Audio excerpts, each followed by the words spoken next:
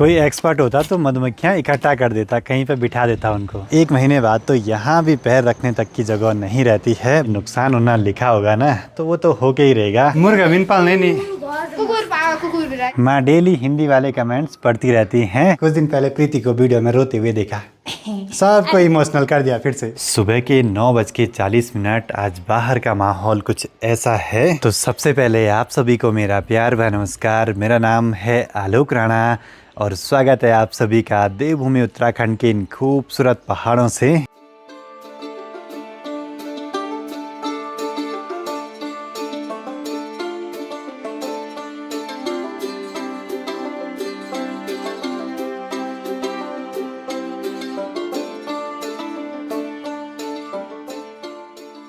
बाकी हर एक नए दिन के साथ घर पे कुछ ना कुछ नए काम तो होते ही रहते हैं। वैसे अभी मुझे रांसी गांव जाना था, वहां से दीपक के घर से टाइल लगाने का केमिकल ले आना था, लेकिन दीपक ने किसी गाड़ी में भिजवा दिया। अब मनसुना में वो भी रिसीव करना है। घर पे आए हैं छोटे छोटे बच्चे, गुमली और रोनी है।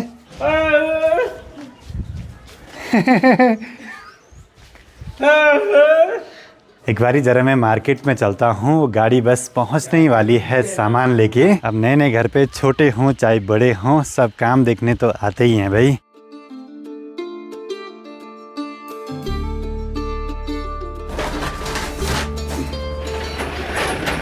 परसों कूल पहाड़ी ले आया था 6 किलो केमिकल।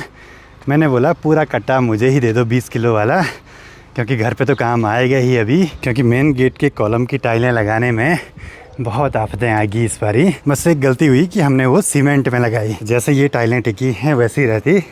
तुम्हें भी एक मुर्गा बिन पालने नहीं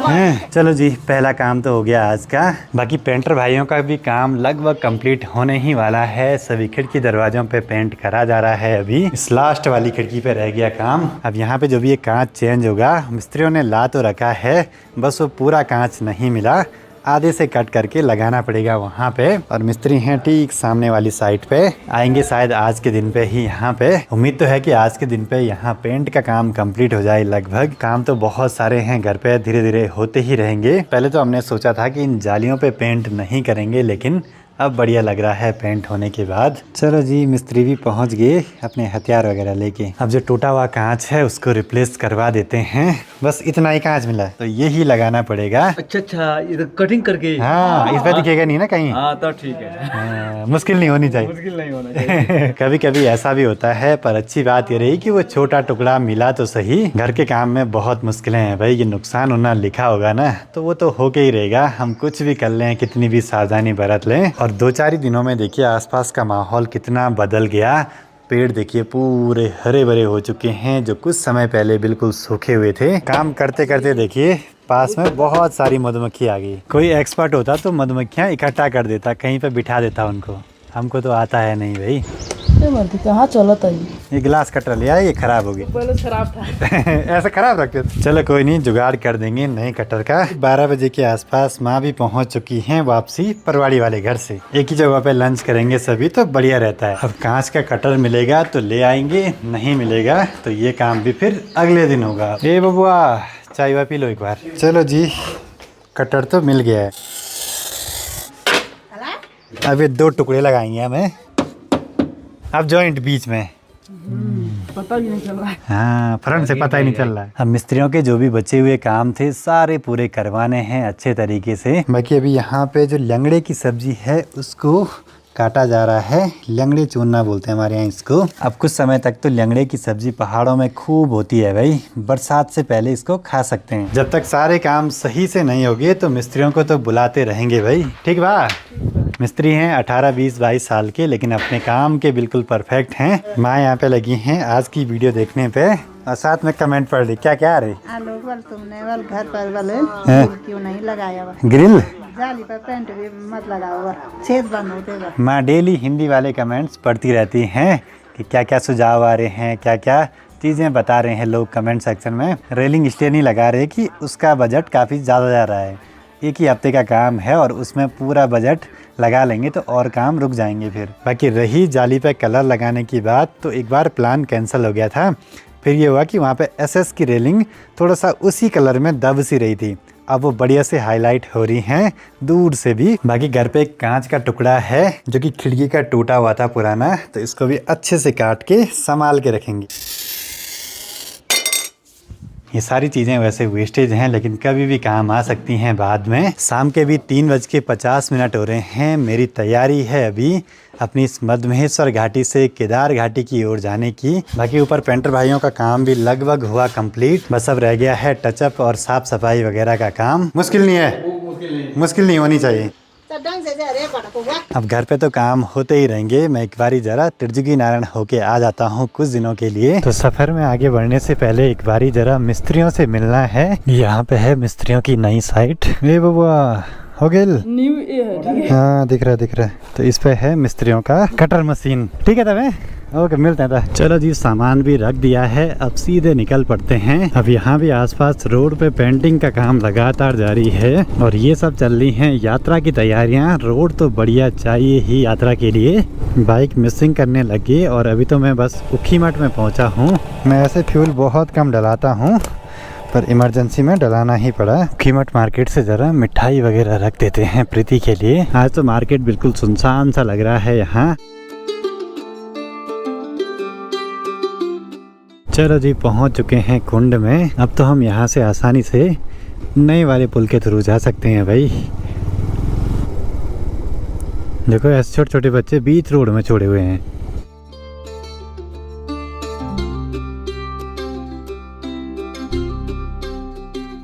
बाकी केदार घाटी की इन सड़कों पे आजकल पेंटिंग हो गई है अच्छे तरीके से और ये सब चल रही हैं यात्रा की तैयारियां। बाकी ये हम पहुंचे केदार घाटी के मेन मार्केट गुप्त काशी में। अब जैसे जैसे मैं केदार घाटी में आगे बढ़ते जा रहा हूं तो ठंडक भी बढ़ती जा रही है धीरे धीरे। जितना आजकल यहाँ केदार घाटी में सुनसान माहौल है, इससे कई ज़्यादा एक महीने के बाद चहल पहल बढ़ जाती है पूरी। और इन्हीं रास्तों से भगवान केदारनाथ जी की डोली एक महीने के बाद अपने धाम की ओर प्रस्थान करेगी। सब जगह रोड की कंडीशन सुधरी पर फाटा के पास में यहाँ पे जैसी की तैसी बनी है।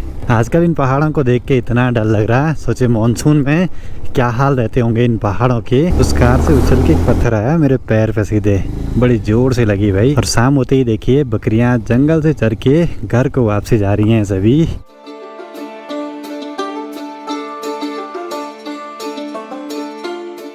आजकल तो अभी यहाँ सीतापुर के आसपास भी माहौल सुनसान है। नीचे पार्किंग देखिए, एक भी गाड़ी नहीं लगी है वहाँ अभी।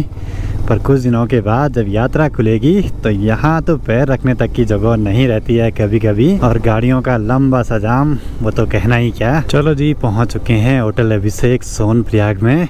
प्रणाम। शाम के 6 बज रहे हैं करेक्ट। अभी पहुंच चुका हूं सोनप्रयाग होटल अभिषेक के पास में। बाकी यहाँ भी देखिए पार्किंग का माहौल बिल्कुल सुनसान सा, और एक महीने बाद तो यहाँ भी पैर रखने तक की जगह नहीं रहती है। बहुत ही यात्रियों की भीड़ लगी रहती है हर समय।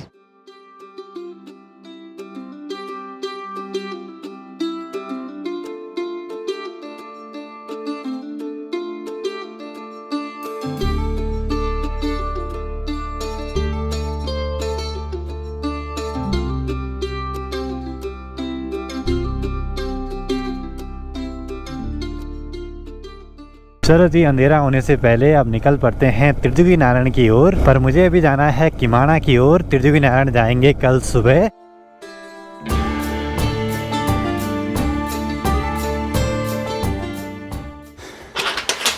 चलो जी अंधेरा होते होते पहुंच चुका हूं प्रीति के घर पे। प्रीति तो घर पे ही थी, बाहर से मेन गेट का लॉक लगा हुआ था।